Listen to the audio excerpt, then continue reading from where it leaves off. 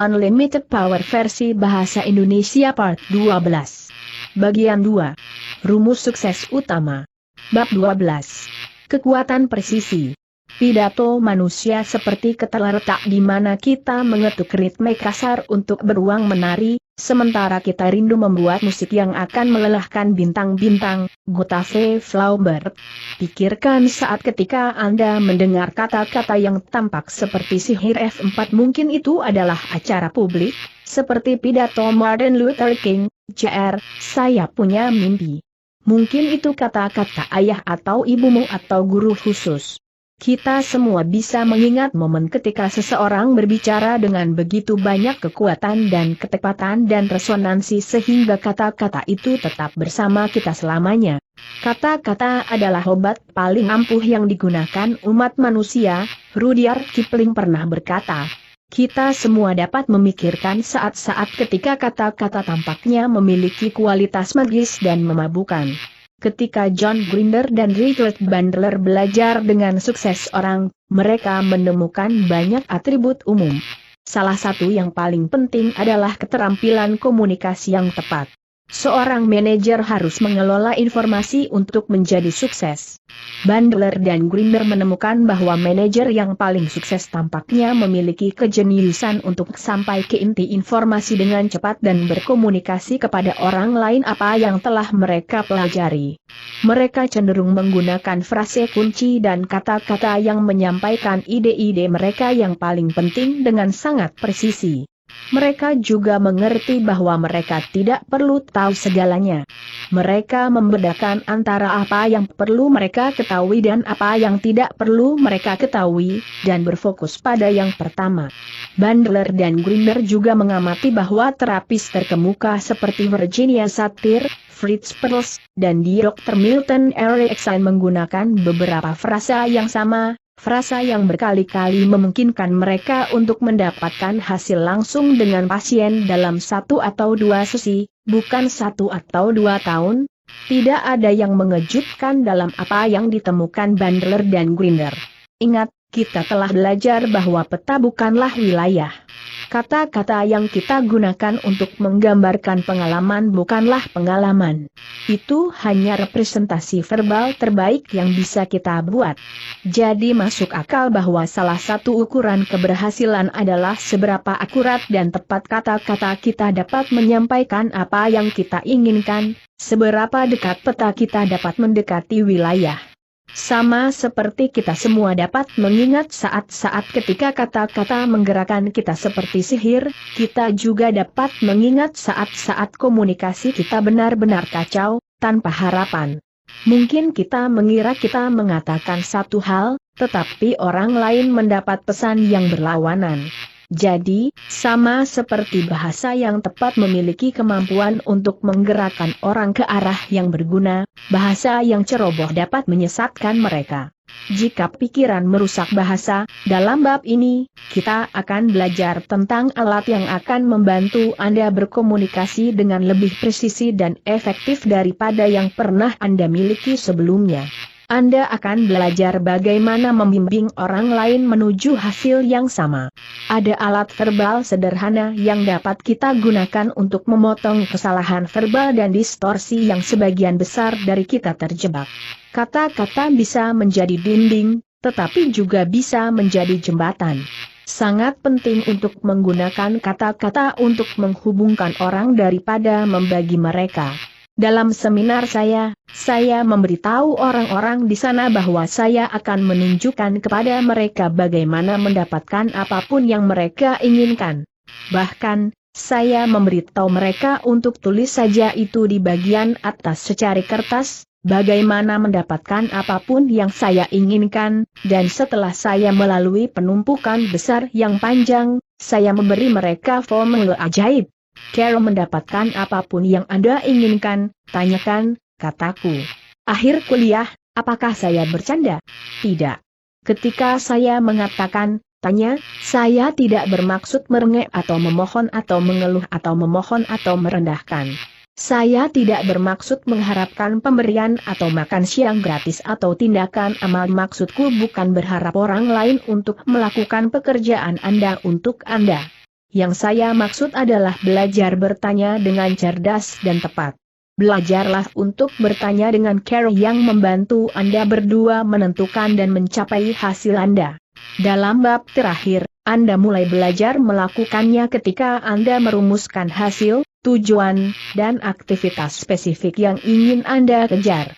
Kamu sekarang membutuhkan beberapa alat verbal yang lebih spesifik. Ada 5 pedoman untuk bertanya secara cerdas dan tepat. 1. Bertanya secara khusus. Anda harus menggambarkan apa yang Anda inginkan, keduanya kepada diri sendiri dan orang lain. Seberapa tinggi, seberapa jauh, berapa banyak, kapan, di mana, bagaimana, dengan siapa. Jika bisnis Anda membutuhkan pinjaman, Anda akan mendapatkannya, jika Anda tahu cara memintanya. Anda tidak akan mendapatkannya jika Anda berkata, kami membutuhkan lebih banyak uang untuk mengembangkan produk baru garis. Tolong pinjamkan kami beberapa.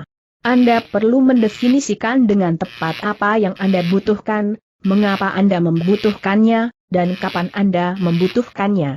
Anda harus bisa menunjukkan apa yang bisa Anda hasilkan dengannya. Di seminar penetapan tujuan kami, orang selalu mengatakan bahwa mereka menginginkan lebih banyak uang. Saya memberi mereka beberapa perempat. Mereka meminta dan mereka menerima, tetapi mereka tidak meminta dengan cerdas, sehingga mereka tidak mendapatkan apa yang mereka inginkan. 2. Didik seseorang untuk dapat membantu Anda. Tidak cukup bertanya secara spesifik, Anda harus bertanya secara khusus kepada seseorang yang memiliki sumber pengetahuan, modal, kepekaan, atau bisnis pengalaman. Katakanlah Anda sedang mengalami masalah dengan pasangan Anda. Hubungan Anda berantakan. Anda dapat mencurahkan jantung. Anda bisa sespesifik dan sejujur mungkin secara manusiawi. Tetapi jika Anda mencari bantuan dari seseorang yang memiliki kesedihan yang sama hubungan seperti yang Anda lakukan, apakah Anda akan berhasil? Tentu saja tidak. Menemukan orang yang tepat untuk ditanyakan membawa kita kembali pada pentingnya belajar bagaimana memperhatikan apa yang berhasil. Apapun yang Anda inginkan, hubungan yang lebih baik, pekerjaan yang lebih baik, program yang lebih cerdas untuk menginvestasikan uang Anda, adalah sesuatu yang sudah dimiliki seseorang atau sesuatu yang sudah dilakukan seseorang. Triknya adalah menemukan orang play dan mencari tahu apa yang mereka lakukan dengan benar. Banyak dari kita yang tertarik menuju kebijaksanaan bar. Kami menemukan telinga yang simpatik dan mengharapkan bahwa untuk menerjemahkan ke hasil. Itu tidak akan terjadi kecuali simpatinya adalah disesuaikan dengan keahlian dan pengetahuan. 3. Buat nilai untuk P00N yang Anda minta. Jangan hanya meminta dan mengharapkan seseorang memberi Anda sesuatu. Cari tahu bagaimana Anda bisa bantu dia dulu. Jika Anda memiliki ide bisnis dan membutuhkan uang untuk mewujudkannya, salah satu cara untuk melakukannya adalah dengan menemukan seseorang yang dapat membantu sekaligus menguntungkan. Tunjukkan padanya bagaimana ide Anda dapat menghasilkan uang kamu dan juga untuk dia. Menciptakan nilai tidak selalu harus nyata. Nilai yang Anda ciptakan mungkin hanya berupa perasaan atau kepekaan atau mimpi. Tetapi seringkali itu sudah cukup. Jika kamu datang sampai kepada saya dan berkata Anda membutuhkan $10.000, saya mungkin akan berkata, begitu juga dengan banyak orang lain. Jika Anda mengatakan Anda membutuhkan uang untuk membuat perbedaan dalam kehidupan orang, saya mungkin mulai mendengarkan. Jika Anda secara khusus menunjukkan kepada saya bagaimana Anda ingin membantu orang lain dan menciptakan nilai bagi mereka dan diri Anda sendiri, saya mungkin melihat bagaimana membantu Anda dapat menciptakan nilai bagi saya juga. 4. Kesenian yang fokus ke utara, kepercayaan yang sejalan. Cara paling pasti untuk memastikan kegagalan adalah dengan menyampaikan ambivalensi. Jika Anda tidak yakin tentang apa yang Anda minta, bagaimana mungkin orang lain? Jadi, ketika Anda meminta, lakukanlah dengan keyakinan mutlak. Nyatakan itu dalam kata-kata dan fisiologi Anda. mampu menunjukkan bahwa Anda yakin dengan apa yang Anda inginkan, Anda yakin akan berhasil, dan Anda yakin akan berhasil ciptakan nilai, bukan hanya untuk Anda tetapi untuk orang yang Anda minta demikian juga. Terkadang orang melakukan keempatnya dengan sempurna. Mereka bertanya secara spesifik, mereka meminta seseorang yang dapat membantu mereka. Mereka menciptakan nilai bagi orang yang mereka minta. Mereka bertanya bersamaan. Dan bahkan setelah itu, mereka tidak mendapatkan apa yang mereka inginkan. Alasannya adalah mereka tidak melakukan hal kelima. Mereka tidak bertanya sampai, itulah bagian kelima dan terpenting dari bertanya dengan cerdas. 5. Mintalah sampai Anda mendapatkan apa yang Anda inginkan. Itu tidak berarti meminta orang yang sama. Itu tidak berarti meminta dengan cara yang persis sama. Ingat, formula sukses utama mengatakan Anda perlu mengembangkan ketajaman indera untuk mengetahui apa yang Anda dapatkan, dan Anda harus memiliki fleksibilitas pribadi untuk berubah. Jadi ketika Anda bertanya, Anda harus mengubah dan menyesuaikan sampai Anda mencapai apa yang Anda inginkan. Ketika Anda mempelajari kehidupan orang-orang sukses, Anda akan menemukan berulang kali bahwa mereka terus bertanya, terus mencoba, terus berubah, karena mereka tahu bahwa cepat atau lambat mereka akan menemukan seseorang yang dapat memuaskan kebutuhan mereka. Apa bagian tersulit dari formula? Bagi banyak orang itu bagian tentang bertanya secara spesifik. Kita tidak hidup dalam budaya yang mengutamakan komunikasi yang tepat. Ini mungkin salah satu kegagalan budaya terbesar kita. Bahasa mencerminkan masyarakat kebutuhan. Seorang Eskimo memiliki beberapa lusin kata untuk salju. Mengapa? Karena untuk menjadi orang Eskimo yang efektif, Anda harus bisa membuat perbedaan halus antara berbagai jenis salju. Ada salju Anda bisa jatuh, salju Anda bisa membangun iglo, salju Anda bisa membawa anjing Anda masuk, salju yang bisa Anda makan, salju yang siap mencair. Saya dari California. Saya praktis tidak pernah melihat salju, jadi satu kata yang saya miliki untuk itu sudah cukup bagi saya. Banyak frasa dan kata yang digunakan oleh orang-orang dalam budaya kita memiliki sedikit atau tidak ada makna khusus. Saya menyebut kata-kata yang digeneralisasikan dan tidak berdasarkan indrawi ini sebagai bulu halus. Mereka bukan bahasa deskriptif, mereka lebih seperti dugaan samar. Vloof adalah Mary terlihat tertekan, atau Mary terlihat lelah, atau lebih buruk lagi, Mary depresi, atau Mary lelah. Bahasa khusus adalah Mary adalah seorang wanita berusia 32 tahun dengan mata biru dan rambut coklat yang duduk di sebelah kanan saya. Dia bersandar di kursinya, meminum diet coke, dengan matanya yang tidak fokus dan napasnya yang pendek-pendek. Ini adalah perbedaan antara memberikan deskripsi akurat tentang pengalaman yang dapat diverifikasi secara eksternal dan membuat tebakan tentang apa yang tidak dapat dilihat oleh siapapun. Pembicara tidak mengetahuinya apa yang terjadi di pikiran Maria. Dia mengambil pertanyaan dan menganggap dia tahu apa pengalamannya. Di sana tidak bijaksana kemana seorang pria tidak akan pergi untuk menghindari kerja nyata dari berpikir, Thomas Edison. Mengambil asumsi adalah tanda seorang komunikator malas. Itu salah satu hal paling berbahaya yang dapat Anda lakukan dalam berurusan dengan orang lain. Sebuah contoh yang baik adalah 3 Mile Island. Menurut sebuah laporan di The New York Times, banyak masalah yang menyebabkan kecelakaan yang mematikan pembangkit nuklir telah diuraikan dalam memorandum staf. Sebagai pejabat perusahaan kemudian dilepaskan, mereka semua mengira orang lain sedang berurusan dengan urusan. Alih-alih mengambil langkah langsung untuk menanyakan siapa secara spesifik bertanggung jawab dan apa yang secara spesifik sedang dilakukan, mereka akan diasumsikan seseorang, di suatu tempat, sedang mengurus hal-hal. Hasilnya adalah salah satu kecelakaan nuklir terburuk di Amerika sejarah. Sebagian besar bahasa kita tidak lebih dari generalisasi, liarisasi dan asumsi. Bahasa malas semacam itu dapat menyedot nyali dari komunikasi nyata. Jika orang memberitahu Anda dengan tepat apa yang secara khusus mengganggu mereka, dan jika Anda dapat mengetahui apa yang mereka inginkan, Anda dapat mengatasinya. Jika mereka menggunakan frasa dan generalisasi yang tidak jelas, Anda hanya tersesat dalam kabut mental mereka. Kunci dari komunikasi yang efektif adalah dengan menerobos kabut itu, menjadi penghancur bulu. Ada banyak cara kita menyabotase komunikasi nyata dengan menggunakan bahasa yang malas dan terlalu umum. Jika Anda ingin berkomunikasi secara efektif, Anda harus terbiasa dengan fluff ketika muncul dan tahu bagaimana mengajukan pertanyaan untuk mendapatkan kekhususan.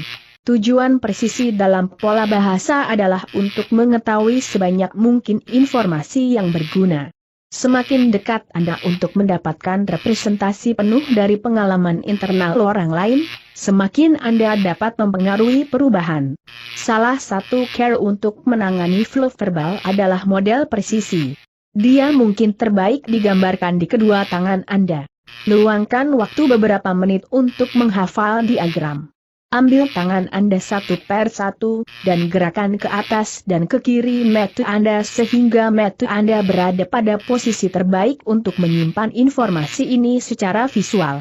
Lihatlah jari-jari Anda satu per satu, dan ucapkan kata-kata itu berulang-ulang. Lalu pergi ke jari berikutnya dan berikutnya sampai Anda hafal satu tangan. Kemudian lakukan hal yang sama untuk yang lainnya. Ulangi proses ini dengan semua jari Anda, lihat frasa dan perbaiki dengan jelas dalam pikiran Anda. Setelah Anda selesai melakukannya, lihat apakah Anda dapat melihat jari manapun dan langsung memikirkan kata atau frasa di akhir jari itu. Berusahalah untuk menghafal bagian sampai asosiasinya otomatis. Sekarang setelah Anda memasang kata dan frasa itu pikiran Anda, inilah yang mereka maksud. Model presisi adalah panduan untuk mengatasi beberapa perangkap paling umum dalam bahasa. Mengukur ini adalah peta dari beberapa belokan salah yang paling merusak yang orang sering mengambil. Idenya adalah untuk memperhatikan mereka ketika mereka muncul dan mengarahkan mereka ke arah yang lebih spesifik.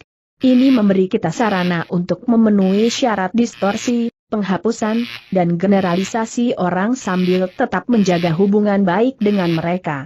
Mari kita mulai dengan kelingking. Di sebelah kanan, Anda harus memiliki kata universal, di sebelah kiri, kata-kata, semua, setiap, tidak pernah, universal baik-baik saja, ketika itu benar.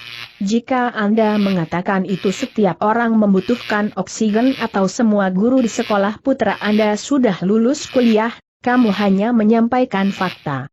Tetapi lebih sering, universal adalah cara melonjak ke zona bulu Anda melihat sekelompok anak-anak berisik di jalan dan Anda berkata, anak-anak hari ini tidak punya sopan santun. Salah satu karyawan Anda mengacau dan Anda berkata, saya tidak tahu mengapa saya membayar orang-orang ini.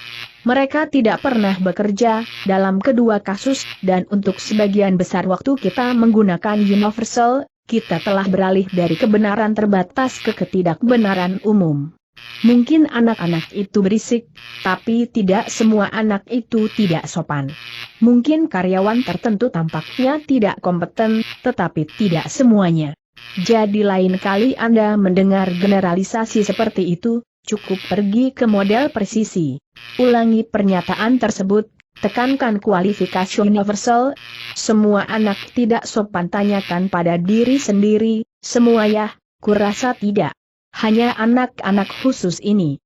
Karyawan Anda tidak pernah bekerja, pertanyaan Anda, tidak pernah ya, kurasa itu tidak benar. Orang yang satu ini pasti kacau, tapi saya tidak bisa mengatakan itu benar untuk mereka semua. Sekarang satukan dua jari berikutnya dan periksa kata-kata restriktif harus, tidak boleh, harus, tidak bisa. Jika seseorang memberitahu Anda bahwa dia tidak dapat melakukan sesuatu, sinyal apa yang dia kirimkan ke otak? yang membatasi yang memastikan, pada kenyataannya, bahwa dia tidak bisa melakukannya dia. Jika Anda bertanya kepada orang-orang mengapa mereka tidak dapat melakukan sesuatu atau mengapa mereka harus melakukan sesuatu yang tidak ingin mereka lakukan, mereka biasanya tidak kekurangan jawaban. Cara untuk memutus siklus itu adalah dengan mengatakan, apa yang akan terjadi jika kamu bisa melakukan itu. Menanyakan itu menciptakan kemungkinan yang sebelumnya tidak mereka sadari dan membuat mereka mempertimbangkan produk sampingan positif dan negatif dari aktivitas tersebut. Proses yang sama bekerja untuk Anda dalam dialog internal.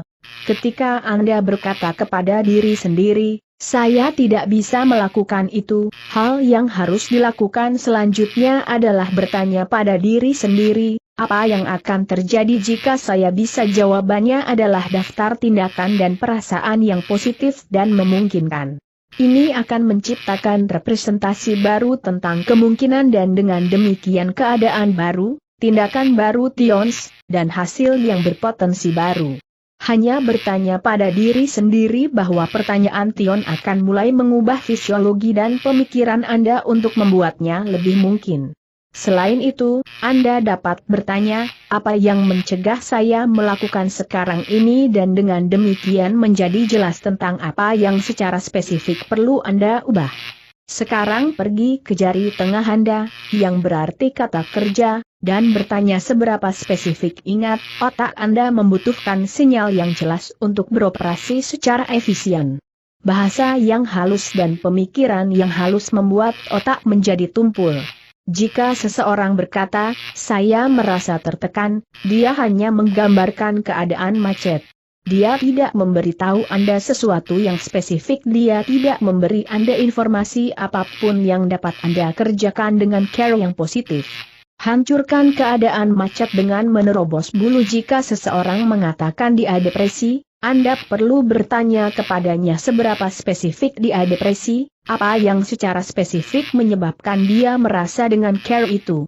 Ketika Anda membuatnya lebih spesifik, Anda seringkali harus berpindah dari satu bagian model presisi ke bagian lain. Jadi jika Anda bertanya orang untuk lebih spesifik, dia mungkin menyelamatkan, saya depresi karena saya selalu mengacaukan pekerjaan. Apa pertanyaan selanjutnya? Apakah yang universal itu benar? Ini tidak mungkin. Jadi Anda akan bertanya, Anda selalu mengacaukan pekerjaan Anda? Kemungkinan besar, jawabannya adalah, ya, tidak. Tidak selalu, kurasa, dengan memecahkan masalah, dengan membahas secara spesifik, Anda berada di jalan untuk mengidentifikasi masalah nyata dan menghadapinya. Apa yang biasanya terjadi adalah bahwa seseorang telah melakukan kesalahan kecil dan menjadikannya sebagai simbol kegagalan besar yang hanya ada dalam pikirannya. Sekarang letakkan jari telunjuk Anda bersama-sama, yang mewakili kata benda dan siapa secara khusus, apa secara khusus, kapanpun Anda mendengar kata benda, orang, tempat, atau benda, dalam pernyataan umum apapun, tanggapi dengan frasa yang mencakup siapa, atau apa, secara spesifik, persis seperti yang Anda lakukan dengan kata kerja, beralih dari bulu yang tidak ditentukan ke dunia nyata. Anda tidak dapat bekerja dengan awan umum yang hanya ada di kepala seseorang. Anda dapat berurusan dengan dunia nyata. Kata benda yang tidak ditentukan adalah salah satu jenis bluff terburuk. Bagaimana seringkah Anda mendengar seseorang berkata, mereka tidak mengerti saya, atau mereka tidak akan memberi saya kesempatan yang adil. Nah, siapa sebenarnya mereka itu? Jika itu adalah organisasi besar, mungkin ada satu orang yang akan membuat keputusan. Jadi, alih-alih terjebak dalam dunia samar di mana mereka tidak mengerti, Anda perlu menemukan cara untuk berurusan dengan orang di dunia nyata yang membuat keputusan di dunia nyata. Menggunakan mereka yang tidak ditentukan dan tidak bernama bisa menjadi cara yang paling buruk. Jika Anda tidak tahu siapa mereka itu, Anda merasa tidak berdaya dan tidak mampu mengubah situasi Anda. Tetapi jika Anda fokus pada hal-hal spesifik, Anda bisa mendapatkan kembali kendali. Jika seseorang berkata, rencana Anda tidak akan berhasil, Anda perlu mencari tahu apa masalahnya. Sanggahan seperti ya, itu akan berhasil tidak akan mempertahankan hubungan baik atau menyelesaikan situasi. Seringkali, itu bukan keseluruhan rencana, itu sebagian kecil darinya. Jika Anda mencoba mengatur ulang seluruh rencana Anda seperti pesawat terbang tanpa radar. Anda mungkin memperbaiki semuanya kecuali satu hal yang menjadi masalah. Jika Anda menentukan di mana masalahnya dan mengatasinya, Anda berada di jalan untuk membawa perubahan yang berharga. Ingat, semakin dekat peta mendekati wilayah nyata, semakin berharga itu. Semakin banyak Anda dapat menemukan terbuat dari apa wilayah itu, semakin besar kekuatan yang Anda miliki untuk mengubahnya. Sekarang tekan ibu jari Anda bersama-sama untuk bagian terakhir dari model presisi. Satu jempol mengatakan, terlalu banyak, terlalu mahal. Yang lain berkata, dibandingkan dengan apa saat kita mengatakan, terlalu banyak, terlalu mahal, kita menggunakan bentuk penghapusan lain. Seringkali itu didasarkan pada konstruksi sewenang-wenang yang bersarang di suatu tempat di dalam otak kita. Anda mungkin mengatakan bahwa liburan lebih dari seminggu adalah terlalu banyak waktu untuk tidak bekerja. Anda mungkin berpikir bahwa permintaan anak Anda untuk komputer rumah seharga $299 terlalu mahal. Anda dapat melangkah keluar dari generalisasi Anda dengan membuat perbandingan. 2 minggu dari pekerjaan Anda mungkin sepadan jika Anda kembali dengan benar-benar santai dan mampu melakukan pekerjaan terbaik Anda. Komputer rumahan itu mungkin terlalu mahal jika menurut Anda tidak ada gunanya. Jika menurut Anda itu adalah alat pembelajaran yang berharga, itu bisa bernilai ribuan dolar di telepon. Satu-satunya cara untuk membuat penilaian tersebut secara rasional adalah dengan memiliki poin perbandingan yang valid. Anda akan menemukan bahwa ketika Anda mulai menggunakan model presisi, Anda akhirnya akan menggunakannya secara alami. Misalnya, terkadang seseorang memberitahu saya, seminar Anda terlalu mahal. Ketika saya menjawab, dibandingkan dengan apa, dia mungkin berkata, yah, dibandingkan dengan seminar lain yang pernah saya ikuti. Kemudian saya mencari tahu seminar spesifik apa yang dia maksud, dan bertanya tentang salah satunya, seperti apa seminar itu? Milikku yah, jawabnya, sebenarnya tidak. Itu menarik. Apa yang akan terjadi jika Anda merasa seminar saya benar-benar sepadan dengan waktu dan uangnya? Pola pernapasannya berubah, dan dia tersenyum dan berkata, saya tidak tahu. Endo merasa pergi. Kurasa, apa yang secara khusus dapat saya lakukan untuk membantu Anda merasa seperti itu tentang seminar saya sekarang? Yah, jika kamu akan menghabiskan lebih banyak waktu untuk ini dan itu subjek, saya mungkin akan merasa senang tentang itu. Baiklah. Jika saya menghabiskan lebih banyak waktu untuk topik itu, apakah Anda merasa seminar itu sepadan dengan waktu dan uang Anda? Dia mengangguk setuju. Apa yang terjadi dalam percakapan ini? Kami telah menemukan dunia nyata, poin spesifik yang perlu kami tangani. Kami telah beralih dari serangkaian generalisasi ke serangkaian spesifik. Dan begitu kami sampai pada spesifikasinya, kami dapat menanganinya dengan cara yang memecahkan masalah kami. Begitulah cara di hampir semua jenis komunikasi. Jalan menuju kesepakatan ditaburi dengan informasi spesifik. Selama beberapa hari berikutnya, mulailah fokus pada bahasa yang digunakan orang lain. Mulailah mengidentifikasi hal-hal seperti kata kerja dan kata benda yang universal dan tidak ditentukan. Bagaimana Anda akan menantang ini? Nyalakan televisi Anda dan tonton program wawancara. Identifikasi bulu halus yang digunakan, dan ajukan pertanyaan ke TV mengatur yang akan memungkinkan Anda untuk mendapatkan informasi spesifik yang Anda butuhkan. Berikut adalah beberapa pola tambahan untuk didengarkan. Hindari kata-kata seperti baik, buruk, lebih baik, lebih buruk, kata-kata yang menunjukkan suatu bentuk evaluasi atau penilaian. Saat Anda mendengar frasa seperti itu, ide yang buruk atau enak makan semua yang ada di piring Anda bisa menjawab dengan menurut siapa atau bagaimana. Anda tahu itu terkadang orang akan membuat pernyataan yang menghubungkan sebab dan akibat. Mereka mungkin berkata, komentar saya membuat saya marah, atau pengamatan Anda membuat saya berpikir. Sekarang, ketika Anda mendengar orang-orang yang Anda kenal bertanya, seberapa spesifik X menyebabkan Y, dan Anda akan menjadi komunikator yang lebih baik dan lebih baik pemodel. Hal lain yang harus diwaspadai adalah membaca pikiran verbal.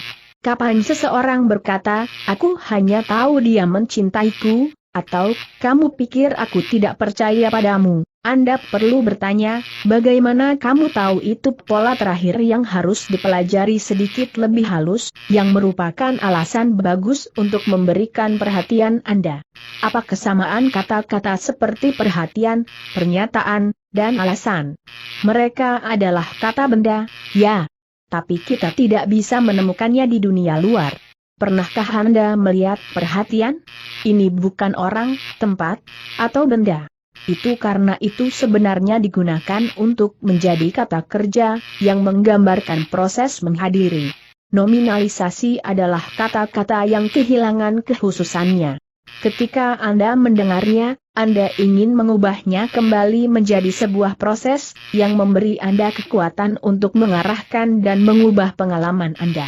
Jika seseorang berkata, saya ingin mengubah saya pengalaman, care untuk mengarahkannya adalah dengan mengatakan, apa yang ingin Anda alami. Jika dia berkata, saya ingin cinta, Anda akan menjawab, bagaimana Anda ingin dicintai atau apa artinya mencintai? Apakah ada perbedaan kekhususan pada kedua bentuk tersebut? Pasti ada. Ada cara lain untuk mengarahkan komunikasi dengan menanyakan pertanyaan yang tepat. Salah satunya adalah bingkai hasil. Jika Anda bertanya kepada seseorang apa yang mengganggunya atau apa yang salah, Anda akan mendapatkan disertasi yang panjang tentang hal itu. Jika Anda bertanya, apa yang Anda inginkan atau bagaimana Anda ingin mengubah sesuatu, Anda telah mengalihkan percakapan Anda dari masalah ke solusi.